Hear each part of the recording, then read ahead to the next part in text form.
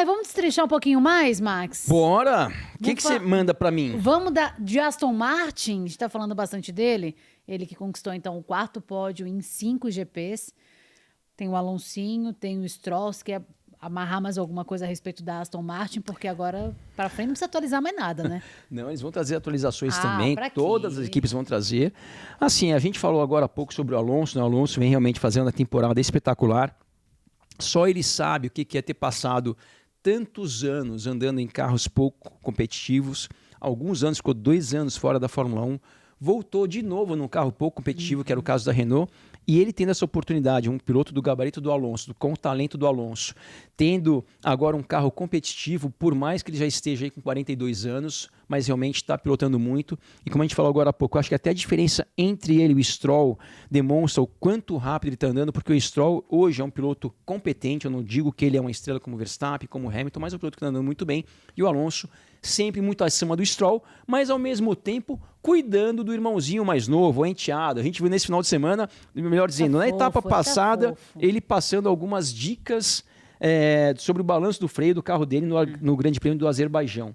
Esse final de semana, vendo pelo telão, já que a corrida dele estava meio monótona, vendo ali o Stroll em algumas disputas, perguntando como é que estava sendo a corrida do Stroll.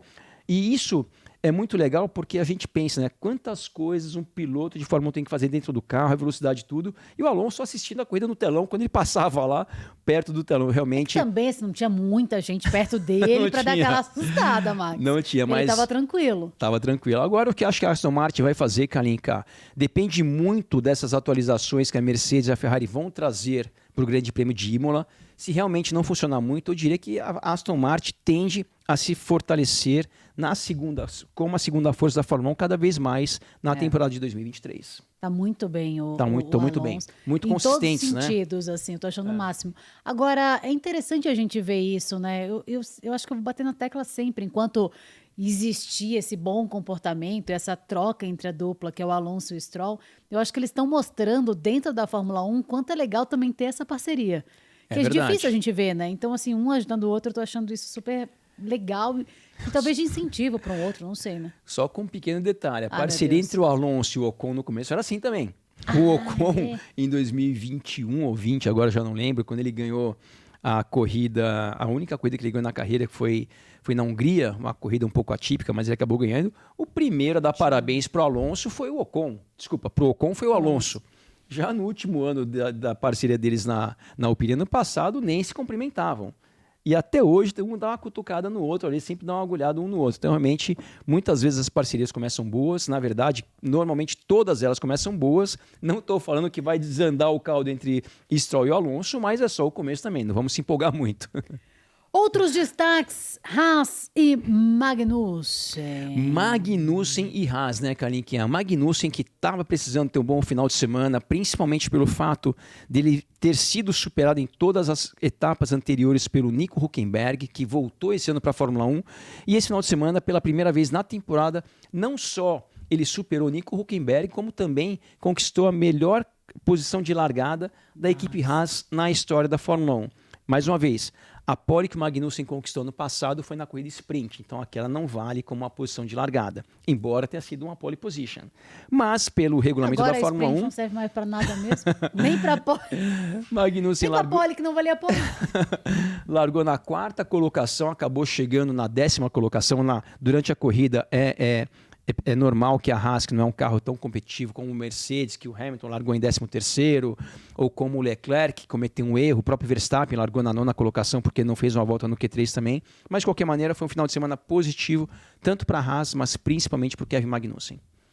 Ô Max, eu tô vendo aqui o pessoal tá mandando várias mensagens e tal, inclusive falando a respeito desse posicionamento do Alonso, porque é filho do dono, né? Pois bom tratar bem, né? Isso é verdade. Mas não parece... não tô lá, não sei. Mas não me parece ser falso. Pelo menos não, assim, não de parece. longe. A impressão que eu tenho... Bem de longe.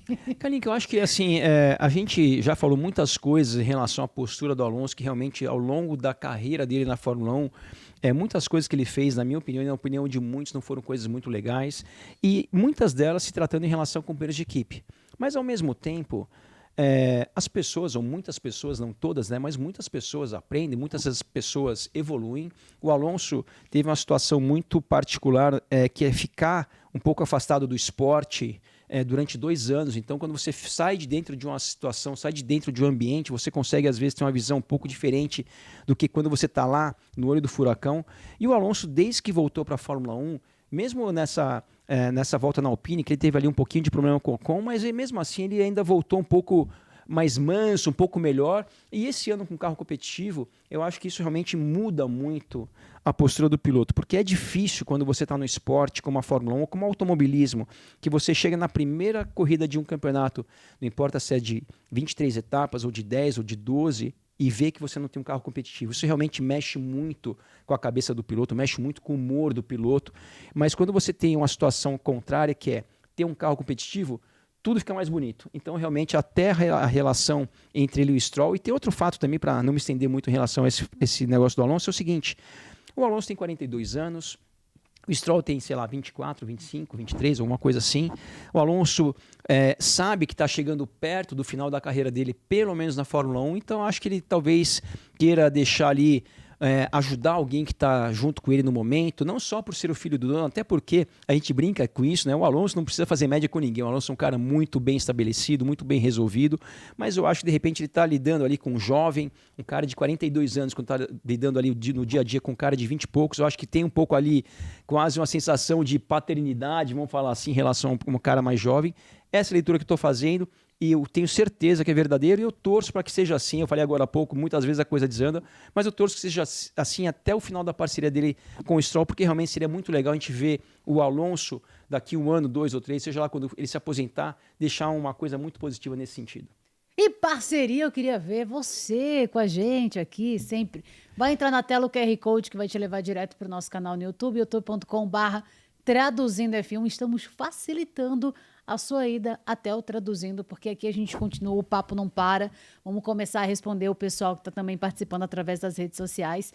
Então, se você está ligado aí do outro lado, está acompanhando a gente através da tela do Band Esportes, você pode também depois dar uma passadinha no nosso YouTube, acompanhar essas análises e outras, né? Porque temos várias por aí.